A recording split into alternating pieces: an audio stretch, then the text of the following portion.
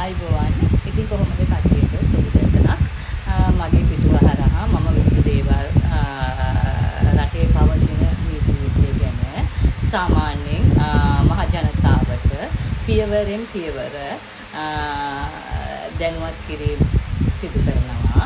ඉතින් මම අද කතා කරන්න බලාපොරොත්තු වෙන්නේ සාමාන්‍යයෙන් දැනුම වැඩි පිරිසට නෙමෙයි අපි දැනුම බෙදාගත යුත්තේ.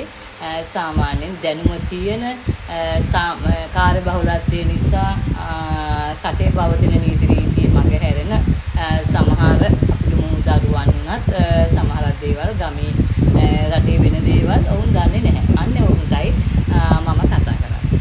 ඉතින් මරණ සහතිකයක්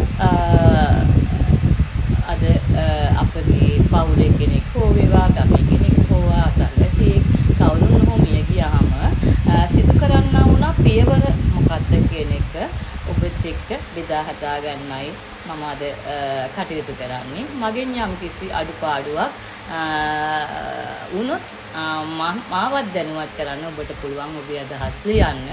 ඉතින් සාමාන්‍යයෙන් ගමක ගෙදරක මරණයක් වුණාම සාමාන්‍යයෙන් මරණය කියන එකදී අපි කොටස් දෙකකට බෙදනවා. සාමාන්‍ය මරණයක් සහ හදිසි මරණයක් කියලා.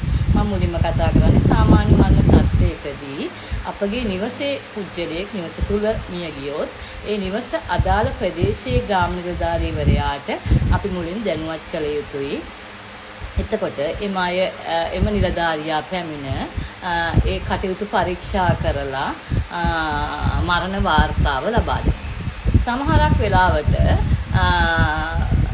ඒ රෝගාතුර වන පුජ්‍යලයන් රෝහලේදී මිය යනවා.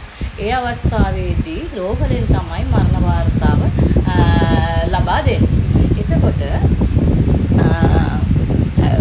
ඒ මරණ වාර්තාව අරගෙන ගිහිල්ලා ප්‍රදේශයේ බාර රෙජිස්ට්‍රාර්වරයා නැත්නම් මරණ රෙජිස්ට්‍රාර්වරයාට ඒ තොරතුරු ලබා දුන්නාට පසු මරණේ සහතිකයේ පිටපතක් ලබා දෙනවා.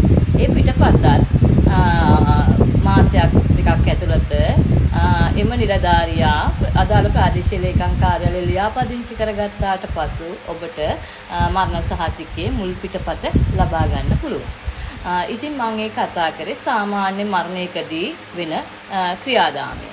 සාමාන්‍ය හදිස්සි මරණයක් කියන්නේ ඊට වඩා වෙනස් දෙයක්.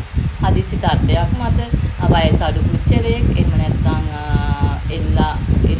එල්ලිලා මැරෙන්න පුළුවන්. නැත්නම් ඒ වගේ තත්ත්වයකදී හදිස්සි තත්ත්වයකදී අපි මුලින්ම දැනුවත් කරන්න ඕන ඒ ප්‍රදේශයේ බාර පොලිසිය. පොලිසිය ඒ අවස්ථාවට හදිස්සි මරණ පරීක්ෂකවරයාවත් සම්බන්ධ කරගෙන හදිස්සි මරණ පරීක්ෂකවරයා පරීක්ෂණ කටයුතු පවත්වලා අදාළ නිවෙස්හිමියන් හා අදාළ පොලිසිය අදාළ ප්‍රදේශීය ග්‍රාම නිලධාරී සියලු දෙනාම එකතු වෙලා හදිස්සි මරණ පරීක්ෂකවරයාගේ මූලිකත්වයෙන් එම මරණ පරීක්ෂණ කටයුතු සිදු වෙනවා. ඒ නිදහස් කළ හැකි මරණයන් නම් එතුමා විසින් නිදහස් කරනවා.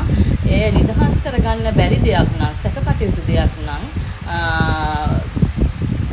අදාළ ප්‍රදේශයේ ජේ.එම්.ඕ වරයා නැත්නම් වෛද්‍ය ප්‍රදේශයේ අධිකරණ වෛද්‍යවරයා සම්බන්ධ කරගෙන මේ කටයුතු සිදු කරනවා. හදිස්සි අධිකරණ වෛද්‍යවරයාට තීරණයක් ගැනීමට නොහැකි සමහරක් අවස්ථා ඇති වෙනවා. සැක කටයුතු අවස්ථා.